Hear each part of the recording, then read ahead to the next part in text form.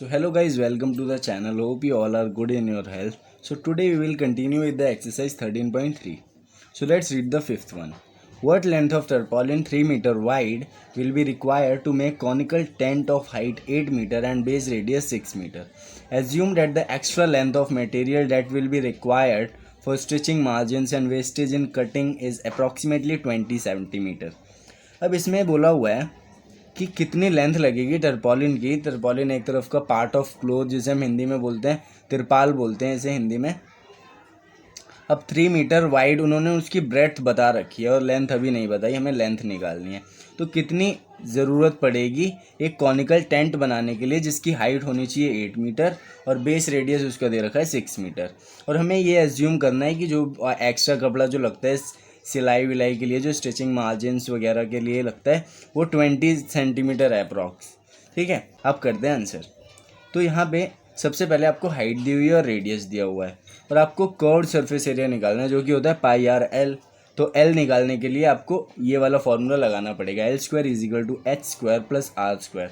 तो एच दे रखा है आपको 8 एंड आर दे रखा है 6। तो 8 square plus 6 square 64 plus 36 that is 100। अब under root 100 is equal to 10 meter. तो आपका एल हो गया 10। अब यहाँ पे दे रखा था कि पाई की वैल्यू आप 3.14 यूज़ कर सकते हैं। तो यहाँ पे 3.14 यूज़ करके into 6 into 10, 6 is the radius and 10 is the slant height. अब 3.14 इंटू 60, अब यहाँ पे ये कर रखा है, देख लीजिए आप, 188.40 मीटर स्क्वायर। ये है आपका कर्व्ड सरफेस एरिया क्योंकि कॉनिकल टेंट बनाना था ना। अब उन्होंने ये पूछा था कि कितनी लेंथ लगेगी टर्पॉलिन की और उन्होंने ब्रेड्थ दे रखी थी। अब टर्पॉलिन का भी कुछ एरिया होगा क्योंकि उन्होंने लेंथ और ब्रेड्थ की बात की है, तो वो रेक्टेंगुलर एरिया टाइप का होगा ना। तो width of the tarpaulin is 3 metre and let its length be x. तो आप लेंथ को x ले लीजिए। और जैसे कि आपको पता है area of triangle area of rectangle एक तरफ से होता है L इंटू 3, वो सॉरी L इंटू बी। अब एरिया ऑफ टर्पॉलिन लगा देंगे हम, L into 3 is equal to 188.40 क्योंकि जो हमें रिक्वायर्ड है वो तो is equal to CSA of cone करेंगे ना।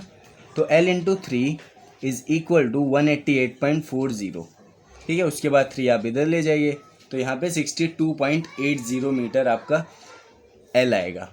ठीक है, लेकिन लेंथ आपकी एग्जैक्ट ये नहीं है क्योंकि यहाँ पे स्टिचिंग मार्जिन्स का एक्स्ट्रा भी उन्होंने बताया था कि 20 सेंटीमीटर आपका स्टिचिंग मार्जिन्स ये सब के लिए एक्स्ट्रा लग जाता है। तो 20 सेंटीमीटर है, तो 20/100 क्योंकि ये सारी चीज़ें मीटर में है ना। तो 62.80 प्लस 20/100 दैट इज़ 0.20। उसके बाद 62.80 plus 0.20 is equal to 63 meter. That's the answer. Continue with the sixth one. The slant height and base diameter of a conical tomb are 25 meter and 14 meter respectively. Find the cost of whitewashing its curved surface at the rate of ₹210 per 100 meter square. तो इसमें जैसे कि आपको given है slant height given है और base diameter आपको given है 25 मीटर एंड 14 मीटर रिस्पेक्टिवली। और आपको कॉस्ट निकालनी है वाइट वॉशिंग की, उसका curved surface area at the rate of 210 पर 100 मीटर स्क्वायर। तो सबसे पहले आप इसका कर्व्ड सरफेस एरिया निकाल लीजिए। Pi r l 22/7 into 7 that's the 14 metre उसका डायमीटर था, तो रेडियस हुआ 7 मीटर। अब 25 मीटर उसकी स्लैंट हाइट थी, तो 22/7 इंटू 7 इंटू 25। अब 7 से 7, उसके बाद 22 into 25 is equal to 550 meter square. 22 into 25 is equal to 550 meter square. अब कॉस्ट ऑफ 100 मीटर स्क्वायर था 210 रुपीज़ 210। अब 550 मीटर स्क्वायर के लिए सबसे पहले अगर 1 मीटर स्क्वायर के लिए निकाले तो 210/100 करना पड़ेगा इंटू 550।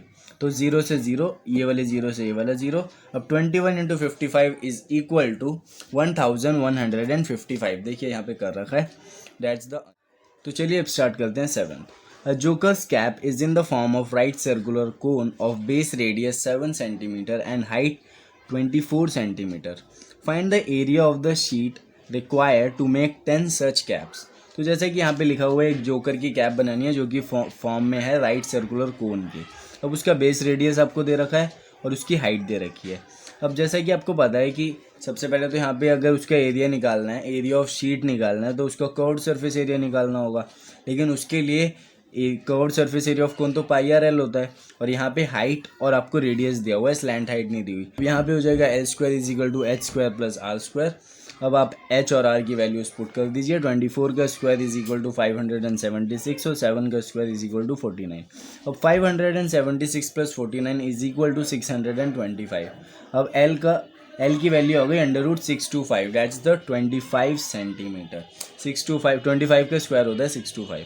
अब curve surface area of cone is equal to pi r L.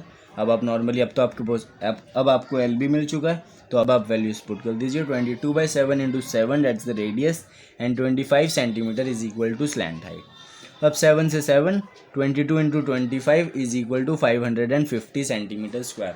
ये निकला curved surface area of cone, एक कैप का निकला है। लेकिन उन्होंने बोला था आपको 10 कैप्स बनानी है, तो नॉर्मली आप इसको 10 से इंटू कर दीजिए, आंसर आ जाएगा 5500 सेंटीमीटर स्क्वायर। अब इतनी आपको शीट। अब बढ़ते हैं 8th की तरफ। A bus stop is barricaded from the remaining part of the road by using 50 hollow cones made of recycled cardboard. Each cone has a base diameter of 40 centimeter and height 1 meter. If the outer side of each of the cones is to be painted and the cost of painting is ₹12 per meter square, what will be the cost of painting all these cones? ठीक है, इस question में बोला हुआ है कि एक bus stop है जिसे जो आसपास का जो एरिया होता है उसे कोन से बैरिकेड करना है। जैसे कि आपने कोन्स देखे भी होंगे, वैसे तो ऑरेंज वाले जो आपने देखे होंगे और भी बहुत सारे होते हैं, लेकिन ये वाला बनाना है, कुछ रिसाइकल्ड कार्डबोर्ड का कोन्स बनाना है।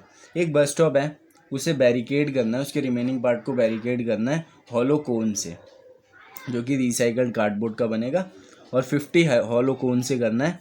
और ईच कोन हैज़ उसका डायमेंशंस दे रखा है।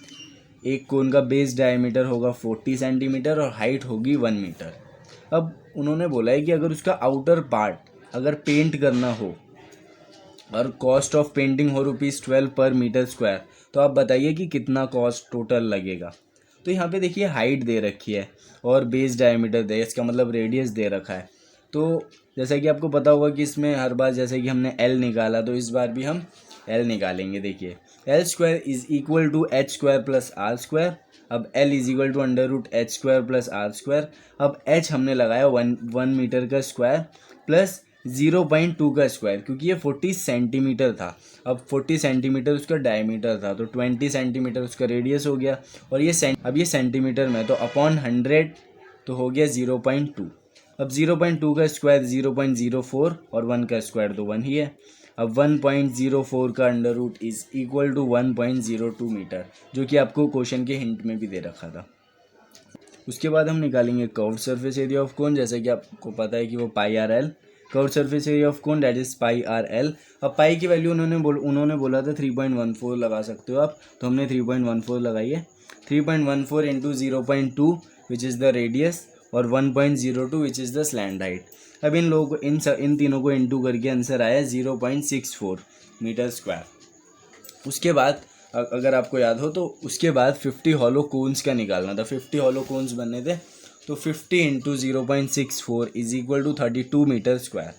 अब cost of painting 1 metre square था आपका 12, तो 32 को 12 से कर दीजिए, आंसर आएगा ₹384। इसका अगर आप आंसर पीछे देखें तो इसका कुछ 384 पॉइंट कुछ दे रखा है, 0.57 है शायद, लेकिन उसमें अप्रॉक्सीमेटली दे रखा है। तो अगर आपका ये आंसर भी आया तो वो भी ठीक है। So that's it for this video. Your exercise is completed and we will continue with the next exercise in next video. So thanks for watching. Hope you like the video. Like if you like it, and subscribe the channel for more videos. Thank you.